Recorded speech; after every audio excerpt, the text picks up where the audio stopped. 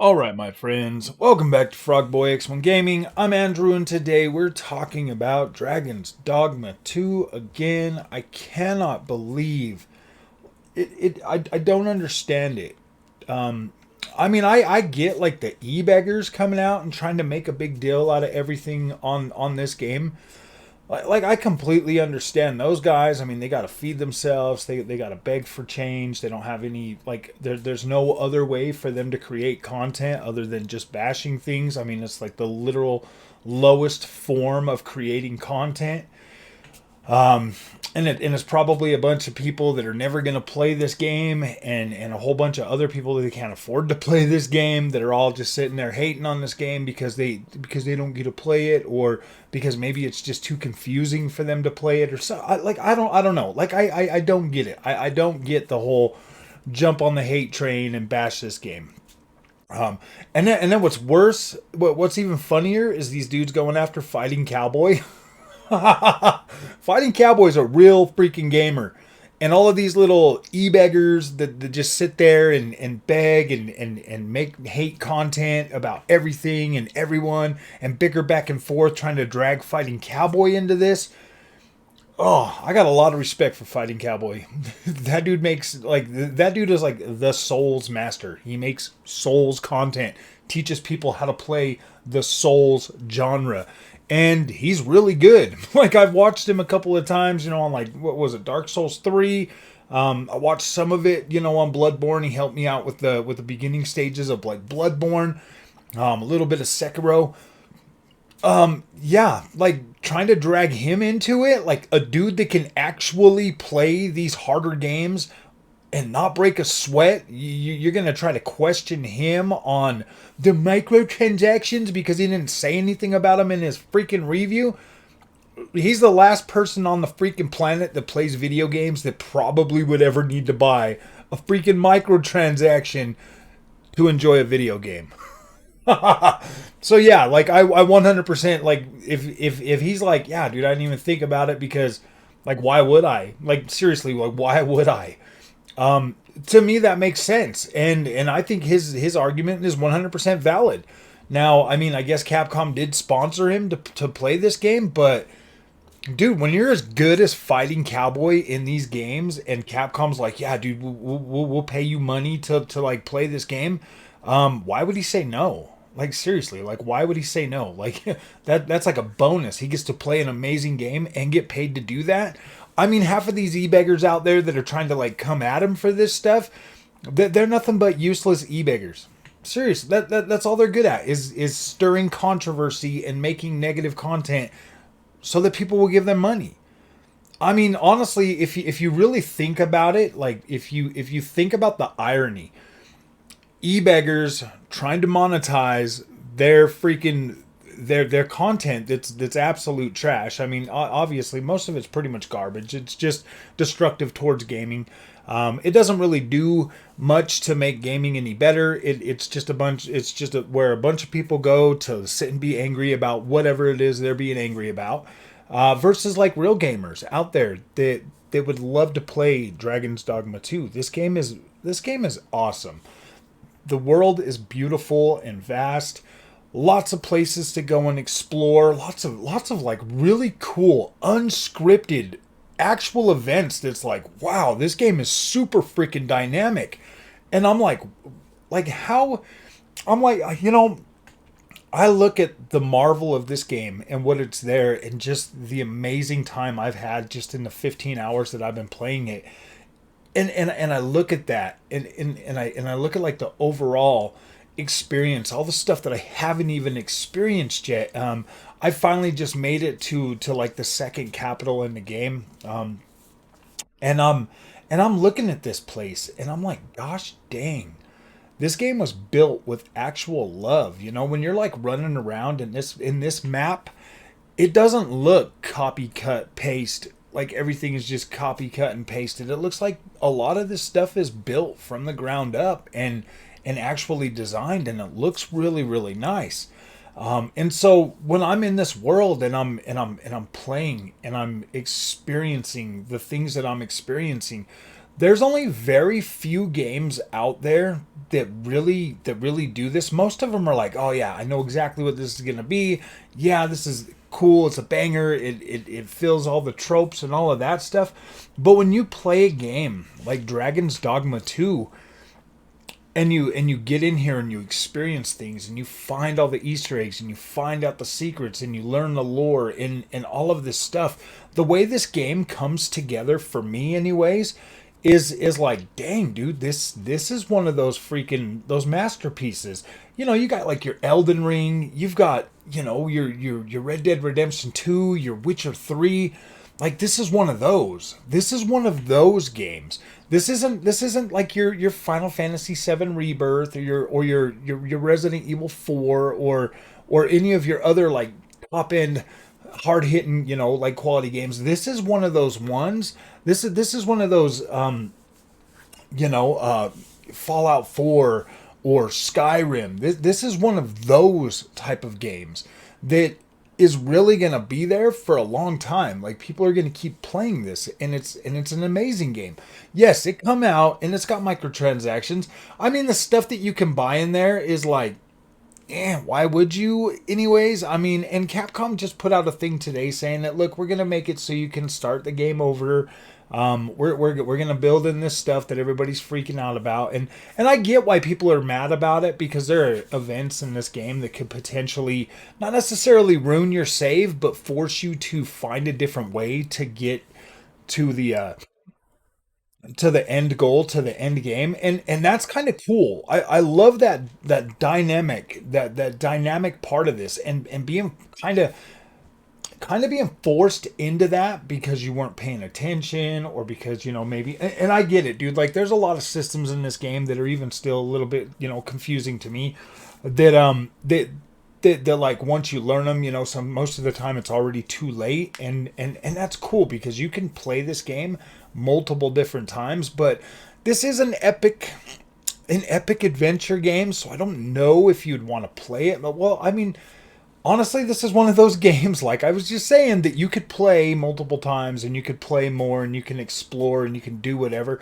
I mean, like those events, those game altering events, trust and believe there's more stuff in this game that you can just keep going. Like, pretty much, I don't know if I'm going to say indefinitely, but there's enough in this game that you can just keep going, and the events in this game are so dynamic for the most part that you can continue to find things to do, and be able to still fully enjoy this experience. But yes, it would kind of, and that's cool. I like that. I like how they built this. Now, if you go back and you listen to the interview that I don't know how to say his name, but if you listen to the way the director was talking about this game, it's like, look, man, we built this game to be fun, to adventure on foot. And I mean, I get it. If you're trying to rush through Dragon's Dogma 2, if you're just trying to beeline it from point A to point B to finish the story in this game, I don't know. I don't know how that works. I'm not far enough into it to know how that works. And I mean, I guess if you're trying to run back and forth and you're wanting to fast travel and all of that stuff, I don't know if I recommend playing this game that way. I don't know if I recommend that. I was thinking about trying to do that at first so I could just put out a review for Dragon's Dogma 2, but this isn't like your Final Fantasy 7 Rebirth. I mean, like, that game has a whole bunch of stupid filler stuff in it, like filler side quests, all of that kind of stuff, that and I mean, it was like, I don't really care about all this stuff. But everything in Dragon's Dogma 2 feels a lot more unique. Like, this game feels more like it's built to last and built to really keep you immersed in it. And so far, I'm immersed. I don't mind walking around in video games, in open world games. Like, I don't mind. Actually, I prefer that. If I have access to a horse or riding mounts or any of that stuff, I walk anyway. Like, I would rather explore and see the world, and try to find as much enjoyment as there. Now there's bosses all over this place. I mean, it's almost like The Witcher 3 with Elden Ring like bosses all over the place. You just run into them everywhere. Like they're pretty dynamic. You'll come around a corner, there'll be one. You'll go around another corner, there's another one, stuff like that. In terms of difficulty for fighting these, early on a little bit difficult, but as you continue to play and learn the games and learn the systems and get better, stronger pawns and all of that stuff, like the combat sections do get a lot easier, or they can get really hard depending on who you've got with you, what you're doing. If you've been upgrading your armor, all of that kind of stuff. This is an incredible freaking game. Like, it's such an incredible experience that I'm like, wow, dude, I'm fully immersed in this experience. And I would have played more over the weekend if I wouldn't have been trying to cover all the other stuff that came out, if I wouldn't have been switching back and forth graphics cards and stuff like that to try to get content out for everybody. Next weekend, I'm 100% devoting myself to this game. I might not even make any videos over the next weekend. Or I might, but I might record them all on like Friday and just put them out over the weekend, because I'm immersed in this game. Like, I came home from work and that was the only thing I can think about doing was jumping into Dragon's Dogma 2 and playing some more of it. And I'm like, wow.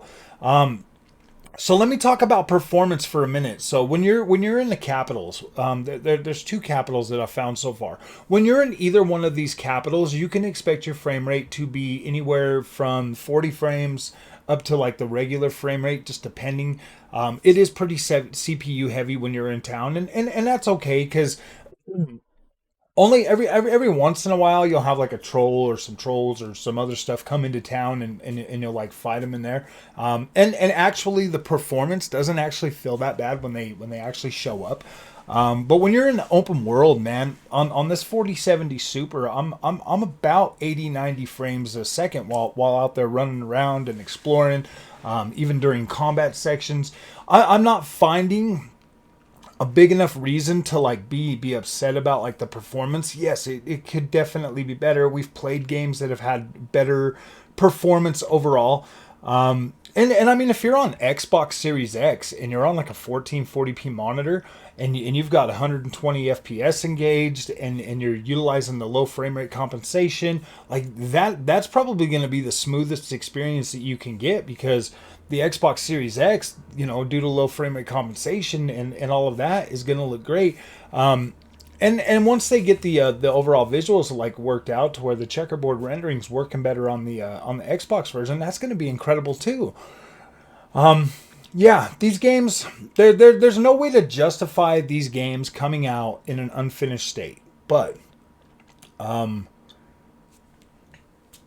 sometimes I don't mind it. Sometimes I don't mind it. Sometimes I do, sometimes I don't. It 100% depends on the game, and this is a game that I absolutely want to play right now, and I'm happy. I'm happy to be a $70 beta tester for Dragon's Dogma 2, because this is a game that I've been looking forward to for a very long time, and I just want to play it. I mean, everything else out there right now is just like, yeah, okay, I'm playing through it, I do this, and I go through the motions, and I play the game. Dragon's Dogma 2 is something that, like, I'm really immersed in this, I'm really enjoying this, I love playing this game, it is super fun, and I've had such an amazing time with my experience playing Dragon's Dogma 2 over the weekend. Today, I'll be playing it tomorrow, and the next day, and the day after that. I'm immersed, and I love it. I love what this game has to offer to me, and I can't wait for Capcom to get some patches out there to make this experience even better, because I see myself playing this for a very long time. Like, this is like The Witcher 3 for me, and Witcher 3 is like my favorite game of all time, and Dragon's Dogma 2 is definitely in that realm of like, yeah, this is good. I like this. I love the medieval setting. Obviously, I'm really into medieval games. I love the way the armor's designed in this. Like, oh my gosh, man! Like, I've literally just all the stuff that I collect, I've sold multiple times just to buy a new piece of armor or a new set of armor that I'm like, ooh, that looks cool. This game is so freaking cool. I absolutely love it. I enjoy playing it. I enjoy being in this world. I enjoy the combat. I heard some people saying that the combat is sluggish and broken, and like, no, dude, you don't know what you're talking about, man. whatever you're seeing on YouTube videos, this game plays very, very well. Like the combat and everything is very well designed. Once you start unlocking like other powers and stuff like that, or like other skills and stuff like that, this game is very good, very good. There's a lot of depth to what Dragon's Dogma 2 has. There's plenty of loot, there's plenty of freaking stuff to collect, plenty of secrets to find. This is an incredible freaking experience, and it's only going to get better from now forward. Like as soon as Capcom and the team are able to get this fixed, I do give some developers leeway and excuse some stuff due to the fact that the games that they build, like, this is a very complex game. If this was like a Spider-Man 2 or something, like one of them AAA movie games, it'd be a different story, man. But this is a very complex game. This game is a lot more complex. There's a lot more moving parts. There's a lot more depth to what Dragon's Dogma 2 is. So when you look at that and when you take that into account, yeah, if it was another studio with another one of those AAA bangers, maybe it'd be a different story. You know what I mean? Like, I'm pretty lenient for the most part because I don't try to let a lot of this stuff try to drag me down or ruin my experience. I guess you could say I am a lot more accepting and a lot more nice than most people, but I love video games, and in my opinion, they're video games, and I've been playing video games since I was 5 years old on the Super Nintendo Entertainment System, so I've played a lot of janky, broken, busted, buggy mess games over the years, and I've loved a lot of those. So I'm not going to all of a sudden be like, yeah, man, I spent all this money on a PC, so I expect it to be perfect. I mean, if it was like stuttering so bad that I couldn't play it, like I've played with other games on PC, then it'd be a different story. Maybe I would have a different opinion of it because the experience wouldn't be good enough for me to enjoy it. But it is good enough for me to enjoy it. I'm getting about 90 frames a second on a 4070 Super. I'm getting about 90 frames on a 7800 XT. With a 7600 XT, I can get up to a 60. I can get a pretty decent experience utilizing like FSR3 and stuff like that. 7900 XT is absolutely a great experience on this game as well. So all of the GPUs that I have are offering a good experience, and hopefully they get the CPU thing ironed out, because I would like it to be a little bit more smooth in the city areas. That would be awesome. I would like that. I'm hoping that they can fix the DLSS quality. When you're utilizing that, sometimes it can make like the shadows kind of flicker, and like the grass tops, all of that stuff. Same with FSR. FSR has the more vegetation issues and stuff. So if you want to use those technologies, they are a little bit they're a little bit, kind of messed up or whatever right now. But for the most part, man, I think Dragon's Dogma 2 is an absolutely incredible game. And I don't regret spending $75 on this. I'm actually thinking about picking up an Xbox copy too, so that I can, so that we can live stream some of that. I'll just keep going through on my playthrough, and then, just kind of have some fun with the Xbox version or something. I haven't decided that, so don't quote me just yet, but I'm actually thinking about it. So, all right, my friends, I do recommend Dragon's Dogma 2. I think this is an incredible game. I don't see myself being like, oh yeah, I don't like it no more. I'm already hooked. Depending on how long it's going to take me to complete it or whatever, but man, I'm hooked. This game is awesome, and I think it definitely deserves your attention. If waiting for the game to get fixed and run better is your thing, that's awesome too, man. Sometimes I'll buy a game and I won't even play it until it's fixed. I've got plenty of those. So I know how you feel. I completely get that, but to go out of our way to just sit and trash this game or hate on this game or try to make it out to be like, you look at the Steam reviews, and I'm so disappointed that people are that childish, or I'm so disappointed that my fellow gamers are they can be cruel, man. They can be cruel. These developers. I feel for the developers too, because they build a lot of the stuff that I like, and man, I appreciate the art form, and I appreciate the hard work they do to bring these experiences to me. And paying their price. And, I mean, if there were microtransactions in this game that I actually wanted, like cool gear sets and stuff, I would absolutely buy them. I mean, I support what I like. And, I do appreciate what the developers do. And yes, I've come down hard on games before, but I'm really trying not to. I'm not trying to be one of those negative freaking YouTubers that are just here for the clicks.